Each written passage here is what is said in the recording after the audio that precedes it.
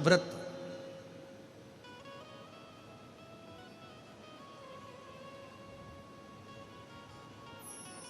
एक ऐसा व्रत जो मनुष्य के जीवन के सारे दुखों को मिटा सकता है। और ऐसा नहीं कि इसको एक बार ही करा जाता है या 2 बार करा जाता है। तुम्हारा मन कर जाए, जब जिस महीने में जब तुम्हारा मन करे तब पशुपति व्रत को धारण कर सकते। और एक बार नहीं, हजारों बार भी इस पशुपति व्रत को कर सकते।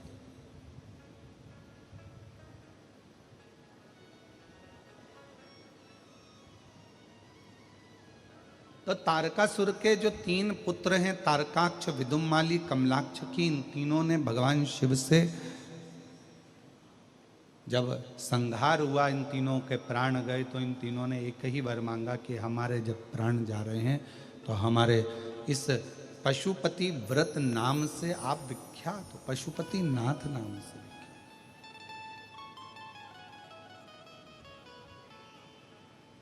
एक व्रत की पुण्याई,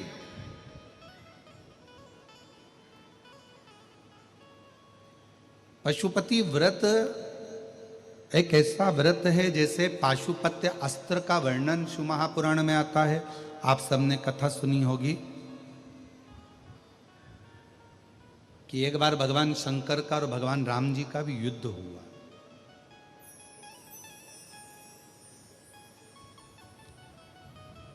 अब आप कहेंगे कि भगवान राम जी तो शिव जी के बड़े आदर करते हैं और भगवान शंकर भगवान राम जी का बड़ा आदर करते हैं, फिर भी युद्ध हुआ है। हाँ,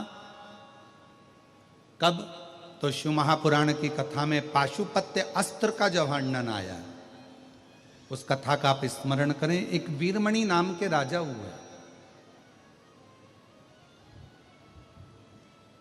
और वो वीरमणि ऐसे राजा थे जो शंकर भगवान के दर्शन के बिना, शिव जी के चरणारविंद की पूजन के बिना, शंकर भगवान के मंदिर में दीप प्रज्वलन के बिना, शिव जी के मंदिर के सामने से बिना निकले कभी जाते ही नहीं थे।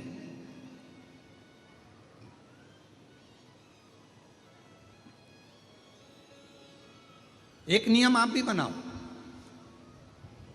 हम ऑफिस जाएं तो शंकर जी के मंदिर के सामने से निकल, भले हम मंदिर के अंदर नहीं जा रहे पर शिव जी के मंदिर के सामने से निकल जाए। हम किसी कार्य के लिए जा रहे हैं, कोई काम के लिए जा रहे हैं, शंकर भगवान के मंदिर के सामने से निकल जाएं। या अपने घर में जो शिवलिंग है उस शिवलिंग का दर्शन कर कर, बेलपत्र का स्पर्श कर कर, बाबा को अपने मन का भाव कहकर वहां से निकल कर।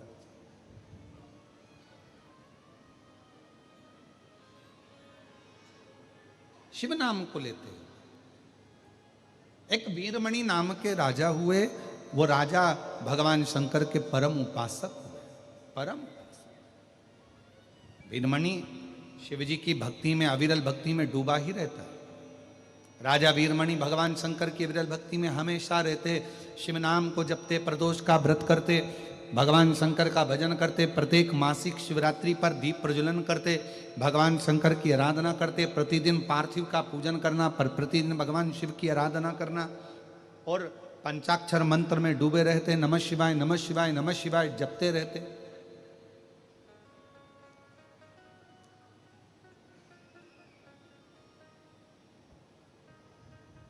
शिव नाम को जपना, शिव नाम का स्मरण करना वीरमणि करते। वीरमणि का एक बेटा था जिसका नाम था रुकमंगल। राम जी के राज्य में एक बड़ा सा यज्ञ हुआ, अश्वमेध यज्ञ, और उस अश्वमेध यज्ञ के होते ही, उस अश्वमेध यज्ञ के होने पर इतना दिव्य और भव्य यज्ञ हुआ जिसका अश्व छोड़ा गया। अश्व को छोड़ा, और जब अश्व को छोड़ा तो वीरमणि के बेटे रुक अंगद ने उस घोड़े को, उस अश्व को पकड़ लिया और अश्व को पकड़कर उसने बांध दिया। चारों तरफ हाहाकार मच गया कि वीरमणि के पुत्र रुकमंगद ने अश्व को बांध लिया है, छोड़ नहीं रहा है, छोड़ नहीं रहा, बांध लिया।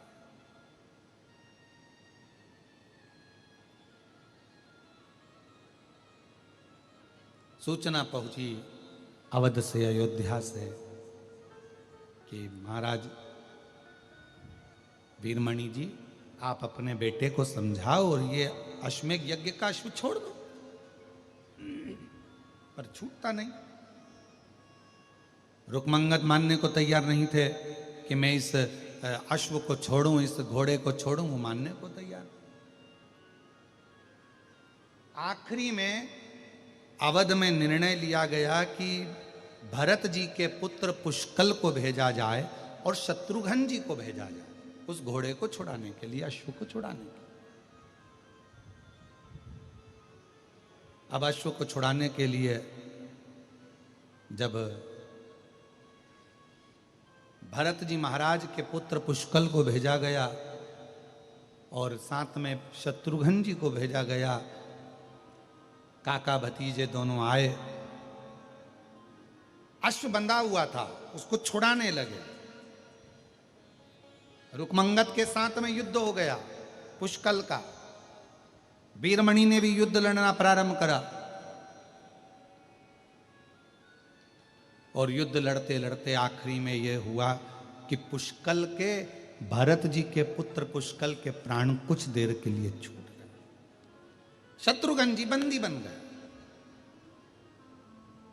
राम जी को सूचना मिली कि अश्व छूट नहीं रहा, अश्वमेध यज्ञ का ये जो अश्व है वो वीरमणि के पुत्र रुकमंगत ने बांध रखा है। चलो, राम जी ने कहा हनुमान अब तुम जाओ। हनुमान जी पहुंचे, शत्रुघ्न जी पहुंचे, सब गए। और अब की बार वीरमणि ने और रुकमंगत ने हनुमान जी को भी और शत्रुघ्न जी को भी बंदी बना लिया, पर वो अश्व नहीं छुड़ा पाए क्योंकि उनके पास में शिव की भक्ति इतनी प्रबल थी कि हनुमान जी को भी बंदी में बनना पड़ा, हनुमान जी को भी बंधन में आना पड़ा उस रुकमंगत के साथ, वीरमणि के साथ। हनुमान जी जानते थे, हनुमान जी को मालूम था कि ये वीरमणि शिव के उपासक हैं और मैं शिव का अंश हूं।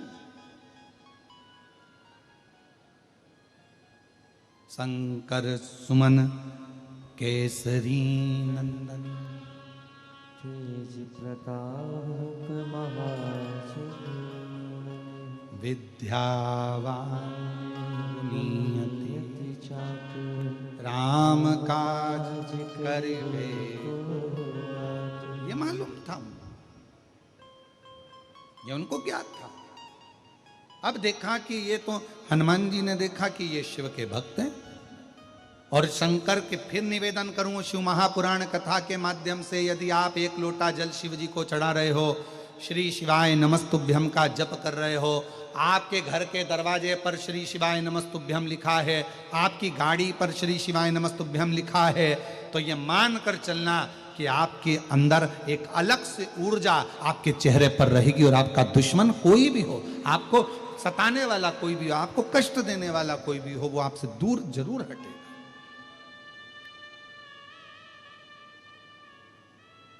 वो आपसे दूर हटेगा।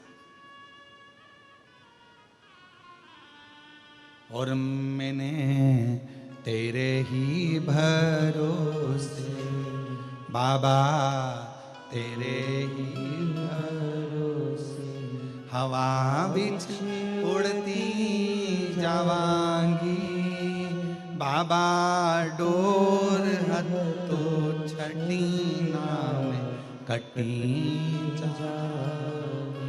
भोले मैं। अगर आपके श्री शिवाय मंत्र का जाप है, शंकर का भजन है, शिव का नाम है, शिव का स्मरण है, शंकर को एक लोटा जल चढ़ाते हो तो बल जरूर